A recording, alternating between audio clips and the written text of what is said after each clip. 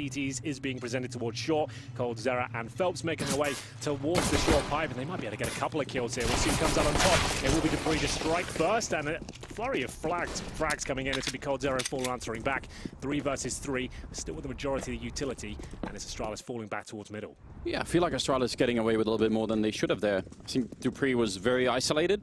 Could have definitely been picked off without much of a reply, and that's actually just incredible. He was walking up the ladder or climbing up the ladder and somehow got the kill on device anyway. That's aggressive play out of Fur. How do you feel about that, Henry? I love it. That's what we wanted to see from Fur yesterday. We felt like he was almost on a leash. He didn't look nearly aggressive enough for his play style. We'll see if he can continue that. Zipex certainly can. Lovely shot from him, but that's the bomb going down. And it comes down to this 1v1 duel. Glaive with 38 HP up against Taco, who's got the defuse kit. Plenty of time with 45 seconds on the clock, and now he needs to work out how he gets through to the bomb site. Why was Cold Zero pushing that? There's a 2v1. It's a good point, Anders. Sometimes you just have to let it happen. You just have to accept it. Well, accept it. Listen, I won't comment on it if you. I can sense you're feeling uncomfortable about the topic, Henry. I'll leave it alone. You don't have to. You don't have to. I'm just saying that I feel like that would have been. I mean, maybe he thought that he could catch the next kill right before anyone managed to react. But I feel like that's put Taco in a very weird position, right?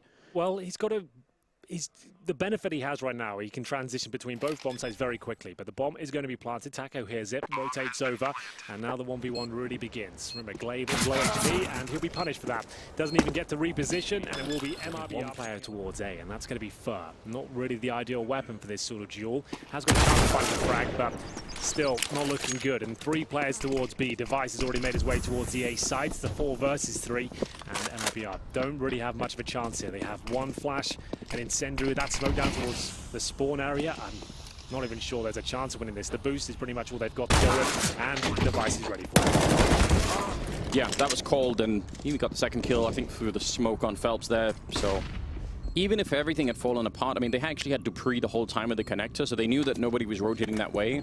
That's a lot of comfort to have when you're planning on that A bomb site.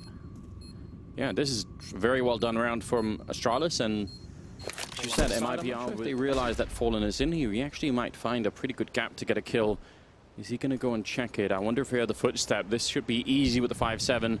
Just waiting for device and calling it in for his teammates. More rotations should be happening. I mean, they know a lot right now. Fallen's actually playing this really well. He just has to get the kill, and that's easy. Job well done, just as the grenades come out from Astralis. So they've kind of committed to this a little bit, and they're going to keep pushing it. The rest of MIBR making their way from the B bomb site, and Fallen, he's playing it so well. Absolutely amazing. Taking down Glaive, and now Dupree with a bit of a reply on Phelps. But again, they're sort of weirdly locked in here, Astralis. The bomb will go down. Cold Zero getting an easy kill, leaving it in a 1 versus 3. And even for Sip, with 13 for pre-fire, could have definitely done some more damage if it did 1 second later. I think actually Fur would have walked right into it, but now he's just sort of hiding up there. Oh, no backup, and they did it again, didn't they? They did the triple nade from outside B towards the boost spot, I believe, and they've actually got the kill off that. That's really, really cool. It's not a bad idea at all. Was it triple or double? I think it was triple. All right. Well, better make sure, I guess. A lot of the times, grenades tend to go slightly underused, so they don't have much of an effect, and sometimes they even get people killed. If ever there was a team that utilizes them correctly, it's Astralis. They really showed us how powerful they can be. Do have a really good blueprint to work off of. I feel like more and more teams starting to do that and come up with their own too, so definitely the metagame has changed a little bit in that sense. Taco, it's a great kill. He needed that a lot, otherwise they were going to be out of the round immediately. So 3 versus 4 now. They need to do more. I mean, poor Taco, he might have to be good to put to work once again up here. It all comes to a standstill for now. 45 seconds remaining. Cold, Zera, and Taco wait patiently on the A side. Molotov's being deployed. Looks like a final commitment from Astralis here. Glaive coming up towards long. Dupree flashed in. The flashbang is stellar as well. Great shots from Dupree. He knows exactly where the second player is. Can't hit the shot, but his trade comes through. Zipex will get the plant. 3 versus 1 as Fallen comes through the connector. Almost no chance of winning this one. He'll flash out for the best there. Nice try. They just, even while fully make this pistol work, I'm not sure. Close range, almost got that headshot, but it wasn't enough, and Taco's in a really uncomfortable position. The first kill is good. Actually, that supporting smoke in front is brilliant. just what he needed. That's called a one-and-done position usually, but the smoke and the backup from his teammates actually allows him to stay alive there, so that's fantastic. As they rotated back towards the B bomb site, just one player waiting there, and that's coldzera. He has the Desert Eagle. felps will rotate in as well. Flashbang and the follow-up headshot is absolutely sublime, and it looks like there's a lot of pressure being applied here. Could be another response from MIBR, and indeed it is. 3 players survive. They answer Really, the top of his, you know, model is showing, so if Magus connects, it's probably going to be a shot, but it won't be fallen. Quick reaction to take down Magus. That's beautiful. Now, again, they're in a great position. And Astralis, they've got a... I mean, what do they do here? They've got very limited utility. They really do. 1 smoke, 3 flashbangs. To be honest, Anders, it doesn't look good. Less than 35 seconds now. As they make their way back towards B, all you can really do is maybe smoke heaven, flash over, hope for the best, or you just go for a straight-up contact play and see if you can trade out the kills. Currently going to be 2 CTs waiting on the B bomb site. felps doing such a great job there. 20 seconds now, holding up, still got an HE in hand. Might want to deploy that momentarily. We'll see if he feels that way inclined. 14 seconds, and you can see him just walking through the smoke. A nice kill from Zipex, but it shouldn't lead to a round victory here. A nice finish from coldzera. Great stuff. That bomb goes down even more, so they still haven't reclaimed it. He's done his job and then some. He's got a bit of trouble coming with the flames, but down he goes. It will be Zipex to finish things off, but that's enough time for his teammates to rotate in. Still with no plan here, Anders. Finally setting it up. That grenade is going to be right on top, so Magus taking a bit of damage there. And Astralis are weirdly locked in the bomb side. They probably don't really want that. They'd prefer to have somebody a little bit outside that could, you know, take a little bit of attention away, maybe flank around in an after-plant scenario. It's looking a little bit strange here for them. Setting up for that smoke, though, at the Elbin is really well timed, and that's going to buy a little bit of time. Now, Thor has to make this one work, and he will. That's a massive kill of the retake. coldzera next to take down Device, and now Magus. He's going to go down immediately. coldzera cleaning it up. 3 kills this on the stage, so 8-2 the current scoreline fallen. It's a good attempt. Oh, he's going to re-peek it again. Device wants to sneak in, try and see if he get punishes. There are 3 people here waiting. I mean, this is kind of a trap that's been set up, and a beautiful one at that, so 1 kill in return there. Steal advantage for MIBR. They're trying to push that B bomb side. Tacos once again just playing it smartly. Yeah, that's all he has to do. They have the advantage here. They're happy to retake bomb sites. They've got the majority of their utility still, and the bomb way back in T-spawns. They're not actually in any real threat right now. Astralis do have full control of the site, but it's Zipex there waiting, and they've already dumped all their utility before the bomb's gone down on it. They've smoked heaven. They've used their flashbangs, their molotovs. Even if they get this plant down, how do they win this round? It doesn't look possible. It's definitely not a good position to be in. 40 seconds there.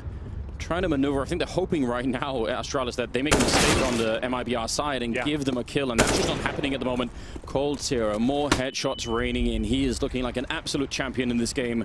And dupreeh wants to sneak in. Somebody has to make a play. dupreeh's going to be getting a single kill, but shot down. Back here. This is a big chance for Astralis. They've got lots of presence towards long and middle. It's going to be Device finally getting a frag with the AWP. Daka goes down. 5 versus 4, but what a shot that is. Great stuff. This is some vintage Fallen coming out of this squad. Flashbang goes in. He wants a second bite of the cherry, but facing towards Bathrooms this time. Zipex dropped from the flank, and now we go to a 4 versus 3, and the final commitment towards long. Astralis will do absolutely everything they can, as always in the shadow, but what a shot. Device takes him down, and at this point it's a 3 versus 3. Can Astralis convert this one?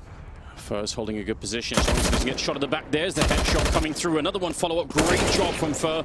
And that leaves Glaive with just 14 seconds in a 1 versus 2. It's not looking good. They're just going to go down. We know that T-sides are lacking over the last few months, so we'll see what can be done here. It's going to be dupreeh making his way in as Magus will back him up. Great stuff so far, but still at 3 versus 3. coldzera, he's been an absolute beast so far. Using the AUG, great stuff, gets the advantage once again. He wants another. There's the headshot delivered as Glaive left in an impossible situation once again. They've barely had any post-plant situations to look decent for them. There's not been many. Doesn't really matter now. 40 seconds, and he's in a lot of trouble. Backup coming in from the other side, as well as Fur being very aggressive right behind him, and Glaive just going to try and see if he could do anything. I mean, they should have maybe swung out on that and maybe got the kill, but yeah. Either way, smoking towards A, and a dink comes through. dupreeh down to 12 HP, somehow still alive. Couldn't finish off the shot. It's going to be Fur that's dropped. There's still a chance here as coldzera brings one back in their favor. felps somehow gets the jumping headshot, and a second kill comes in. That's dupreeh, the low HP player, dropped, and now they're heading towards B in a sort of split mentality. felps coming in, yeah, I think, oh, they're falling back? Yeah, they're going back to the bomb, and Device got caught. He did not see that coming. I mean, no one did, right? We can see everything, we didn't see it. That's mental. And by the way, what on earth is felps doing to the game? How is he pre-firing the edge of the smoke for the second kill? I mean, this is outrageous. Now it's on Sip, and he's going to get run down. What a round from felps. That's so sick. I'll change the roster. It all goes wrong. I will admit, so much of my life is about just watching how the universe treats Moses, and it is funny. Life's not fair for him sometimes. But either way, it's going to be Dupree trying to fend them off. It looks like we're done here. I can't believe I'm telling you this, ladies and gentlemen. It will be 16-2 by the looks of things in favor of MIBR against Astralis, but don't speak too soon. Dupree might be able to get this one done. He's low HP. A couple of bullets will take him down, especially if they hit him in the head like that. And Zipex and Glaive, who's actually the walking wounded right now at 18 HP, trying to hold the A-bomb site. He's got a CZ to do it. How does he possibly make this work? I'm not sure he even can. Flashbang comes through. It doesn't really blind anyone. One bullet anywhere on his body will take him down at this point. Felps doesn't want to overcommit. They really want to guarantee their chances of winning the round. And still, Glaive holds strong. Zipex will rotate in. They've got to stick together at this point. Hope for the best. And there it is. Can you believe it? 16